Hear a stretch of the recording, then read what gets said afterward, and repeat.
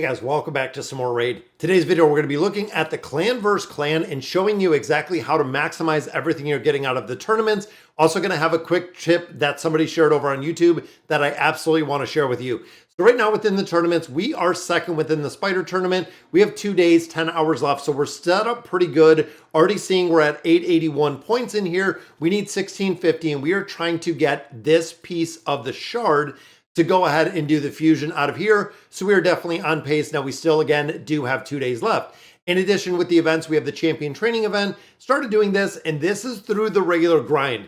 So in this one, we are gonna focus on it a little bit further, but we're saving our resources right now. And I really do recommend you to do the exact same. When we look at this point in time, knowing that clan versus clan is coming, the rewards in this system are insane. I've only actually had it and really been able to experience this one time before, but looking at the clan versus clan. So let's go ahead and view, and I want to break this down. So it is going to have one clan versus another clan, which is exactly the name, the clan versus clan. Very easy to recognize out of there. Now there are going to be objectives. Now within here, there are going to be different objectives. You can see the 2x objectives, which are going to give you double points.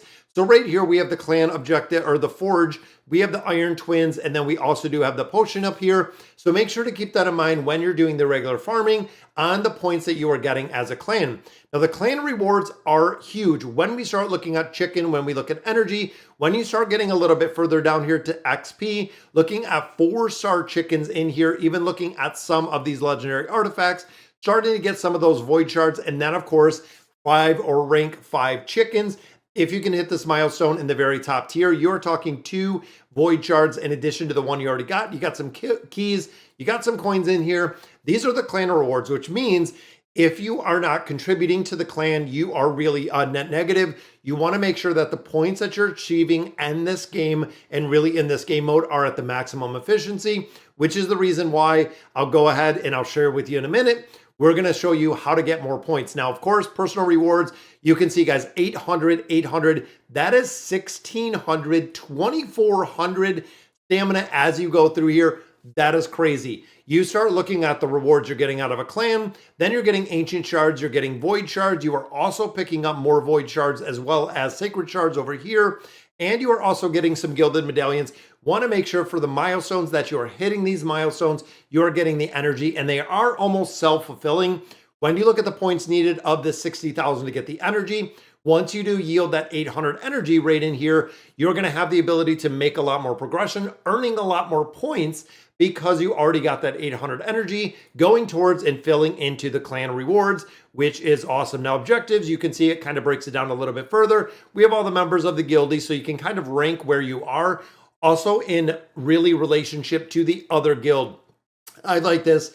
It's really cool to see where, let's say right here for Mudstopper, Mudstopper is the #1. They are going to have their ranked #1 opponent rate in this slot, meaning that it is going to be rank versus rank. It's really cool to see because in this last time we did the clan versus clan, we came in second within the guild, which unfortunately we were on a much lower level guild. We also did not have very many active people within there. And I feel like right now we're in a really good position to go ahead and build this out. Now, when we start looking at what is in this game mode and thinking about it again wholeheartedly, thinking about building out champions, thinking about going ahead and doing some of these gear objectives, some of the arena objectives, there's going to be a lot of things in here as you're building up your heroes, as you're developing and building up those champions, which is going to make a big difference because in here we are just saving all of the champions that we have.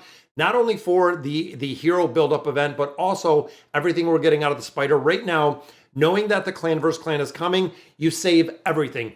Literally, stop building everything, stop the forge, stop the summon, stop everything in its entirety at this point.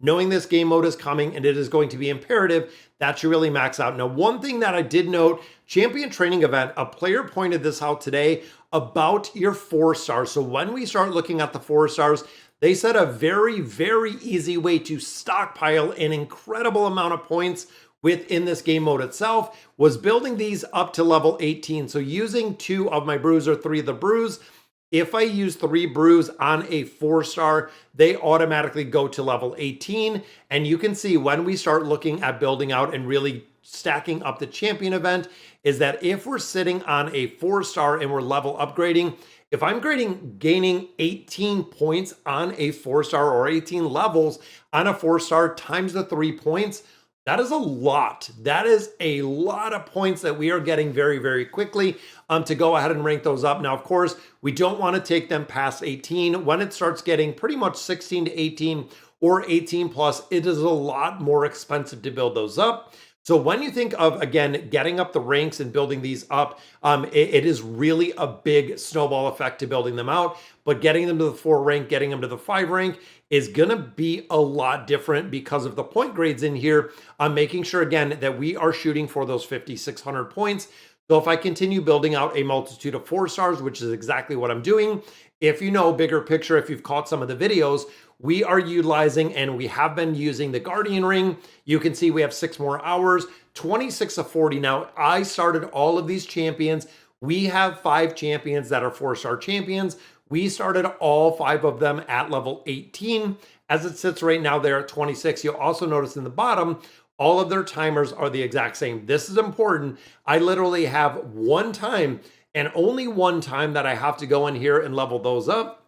And when we start thinking about building up the levels, getting all of these heroes or getting all of these champions up to level 40, it is an absolute game changer because I don't have to put energy into building these up. They are coming in time, which is exactly what we want, meaning I can use my energy on spiders. I can use it on farming up a bunch of champions, being able to have 5 4-star champions, and then enough 4-stars, which are going to be now on that level 18 because of the event we had going on, being able to use them as fodder or use them as food and go ahead and build these all into 5-stars, meaning that the 5-star champions we have are now going to go to 6 stars. And most players have been voting, and let me know over on YouTube, guys. Let me know down below because they have been saying this is the champion that we want to take to 6 stars. As you can see, I haven't done a ton with this champion, but they said this is imperative. Out of the 4 champions that we're voting for, this High Elf is the next one that we're building. Last time it was overwhelming with Alice. Everyone wanted me to build out Alice. Have to build out, and look, we got a couple more masteries in here, but everyone was really focused on building out Alice, which we did pretty well. Even looking in the Altar of Souls, we're going to have the ability to actually build up Alice, and we also have a High Katoon. Now, High Katoon, we did get yesterday, which we got lucky enough because there was an altar or there was a soul merchant in here for High Katoon. It was pretty easy to pick up because it was only 7. We already had it in there. Now, Relic Keeper, we're kind of working towards as well, but starting to look at a couple ones like Justicar. That is another one that we are looking to build out right now. And of course, on the Awakened version, we have to use, and I don't know if Courtier is going to be worth getting the 3 stars all the way built up, but we know Alice, we do have the ability. Again, I'm waiting to see if we get some points versus the clan versus clan for the Awakening of the Heroes. So we just paused everything, knowing that the clan versus clan was coming. We paused everything in its entirety. Now we have our gem mine maxed out. We have our Guardian Ring fully unlocked. I feel like we are just really firing on all cylinders when it comes to this game. Already looking at and building out the fusion. Hopefully we can stay and really set the course to get this hero with the fusion. Again, focusing on what we can get out of this event, making sure we're picking up all of these shards for our little guy right here. Use on the Marooned, the Rhino, making sure again that we have all of the copies that we need of this.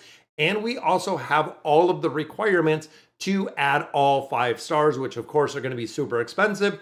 But when we're going through there and when we're doing these to fuse the hero itself, we're going to have the ability to get those clan versus clan points when we're doing the fusion, when we're doing all of the ascension, when we're building up these champions in general. We're going to have the ability to build them out. And I want to make sure that we're trying to get this tank. It's a very, very cool looking tank, guys, in the High Elf faction again, but I want to try to get this and I want to try to build it out with the fusion.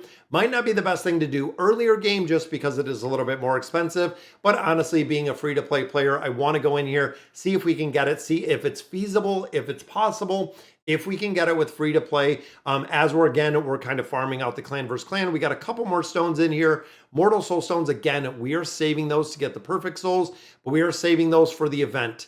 Anytime that there are events tied around the portal, anytime there are events around the Altar of Souls, you want to wait to pick those up. You want to wait to utilize resources. Again, saving those and making sure that you are making and really maximizing the things that you're getting within raid. We are also almost on level 49, which is awesome to see, meaning we're going to be unlocking the live arena, which I'm sure 100% we're going to get absolutely dominated, but I think it's already over at this point. If I remember, I think this is already done, but this is a mode where we got to hit level 50. And then of course at 52, the Curse City comes available. And then we have full access to the game in its entirety, which again, super excited to see. All right, guys, I hope it sheds some insight into Raid and which way this free-to-play account is going. But let me know in the comments what you guys think. And as always, thank you guys for watching.